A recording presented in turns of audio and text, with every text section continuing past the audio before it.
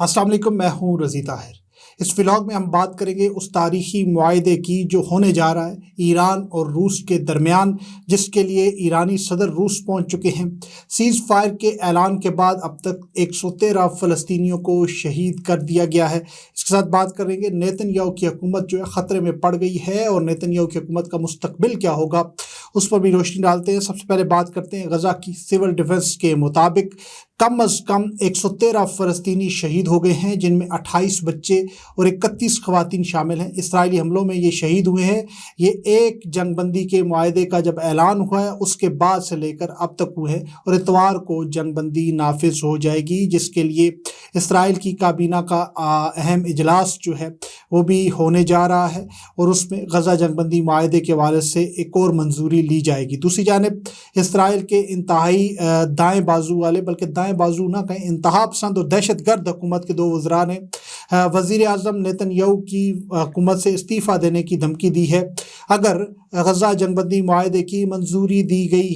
غزہ میں اقوام متحدہ کے فلسطینی پناہ گزینوں کی ایجنسی کے مطابق روزانہ تقریباً 15 بچے ایک ایسے جنگی زخموں کا شکار ہو رہے ہیں جو ان کی زندگی بھر کی معذوری کا سبب ہے، یعنی 15 بچے روزانہ زندگی بھر کے لیے معذور ہو رہے ہیں۔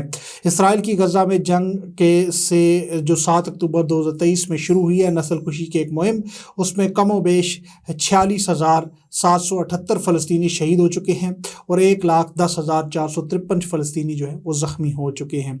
بات کرتے ہیں اسرائیل کے انتہا پسند پولیس کے وزیر ایتمار بن گویر نے اعلان کیا ہے کہ اگر حال ہی میں ثالثی شدہ جنگ بندی معاہدہ حماس کے ساتھ منظور کیا گیا تو ان کی جماعت جو اوتزما یہودیت ہے وہ مخلوط حکومت سے علیحدگی اختیار کر لے گی۔ بن گویر نے اس معاہدے پر سخت تنقید کرتے ہوئے اسے غیر ذمہ دارانہ قرار دیا ہے۔ یہ معاہدہ سینکڑوں قاتلوں کی رہائی، ہزاروں دہشت گردوں سمیت ہزاروں غزہ کے باشندوں کی شمالی سیکٹر میں واپسی، فلادلفی روٹ سے انخلاء اور جنگ بندی پر مشتمل ہے، یہ ان کا کہنا ہے۔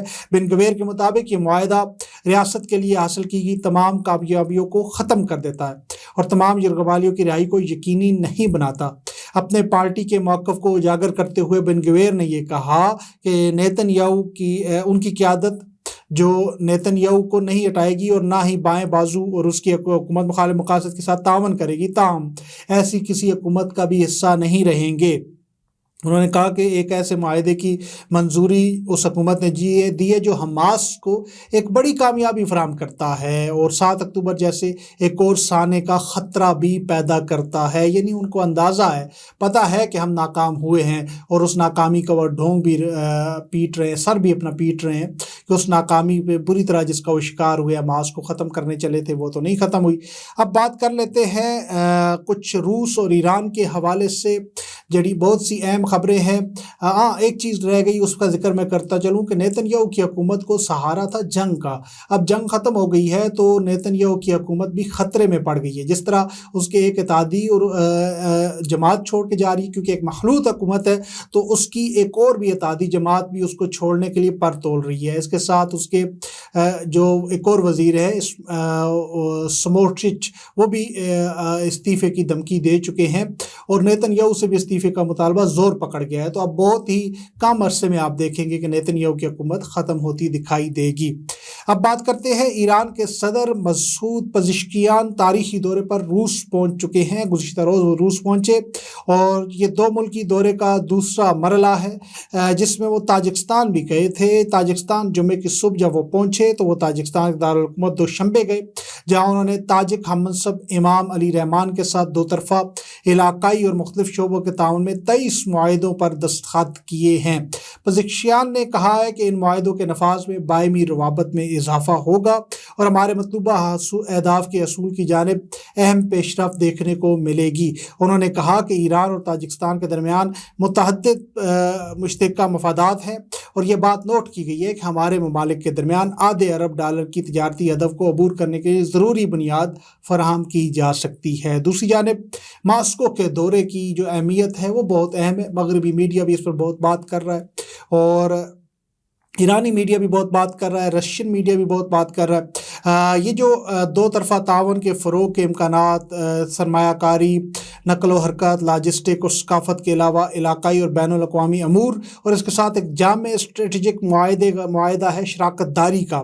یہ نیا 20 سالہ معاہدہ اقتصادیات، نقل و حمل، توانائی، صحت، دفاع، زراعت اور دیگر شعبوں پر مشترکہ چیلنجز سے نپٹنے، قدرتی آفات کے اثرات کو کم کرنے، منظم جرائم کا خاتمہ کرنے، دہشت گردی کے خلاف جنگ اور مشترکہ سرمایہ کاری میں تہران اور ماسکو کے درمیان تعاون کا احاطہ کرتا ہے۔ ایران اور روس دونوں غیر قانونی مغربی پابندیوں کا شکار ہیں اور گزشتہ چند سالوں میں انہوں نے مختلف شعبوں میں اپنے تعاون کو مزید گہرا کیا ہے، اور یہ جو معاہدہ ہونے جا رہا ہے اس کو مغربی میڈیا بالخصوص دیکھ رہا ہے کہ ایک بہت بڑی اچیومنٹ ہونے والی ہے۔ اگر یہ ہو جاتی ہے تو دونوں ملکوں کا دفاع ایک ہو جائے گا اور دونوں ملکوں کے درمیان جو ہے تجارت کا حجم بھی بہت بڑھے گا۔